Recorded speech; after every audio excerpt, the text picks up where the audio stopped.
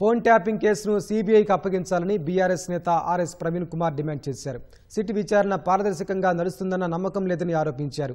ఇదే విషయంపై గవర్నర్ను కోరతామని, హైకోర్టుకు సైతం నివేదిస్తామని చెప్పారు. బీఆర్ఎస్ కీలక నేతలు, మంత్రుల ఫోన్లను సీఎం రేవంత్ రెడ్డి ట్యాప్ చేయిస్తున్నారని ఆరోపించారు. ట్యాపింగ్ వ్యవహారంలో కాంగ్రెస్ ప్రభుత్వం ఎంతో, కేంద్రంలోని బీజేపీ సైతం అంతేనని ఆక్షేపించారు.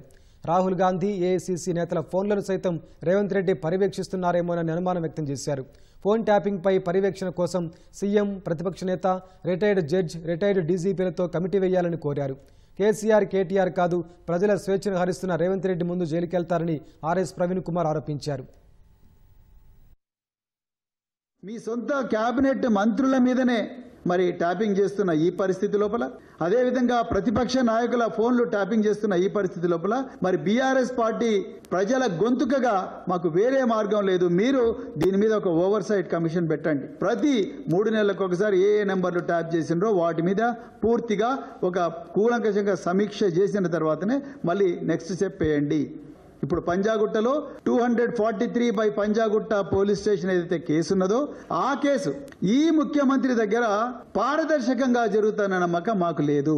ఈ సిట్టు మీద అసలే నమ్మకాలు లేవు. నేను ఇంతకుముందే చెప్పిన, సిట్టు రేపేం చేయబోతున్నదన్నది సిట్టు అధికారులు ఎవరు చెప్పరు. Commissioner of police CV Anand గారు చెప్పరు, లేకపోతే డీజీపీ డాక్టర్ జితేందర్ గారు చెప్పరు. కానీ ఒక ప్రముఖ దినపత్రికలో మాత్రం రన్నింగ్ కామెంటరీ లాగా రేపు జరగబోయే విషయం కూడా ఈ రోజే తెలుస్తా ఉన్నది.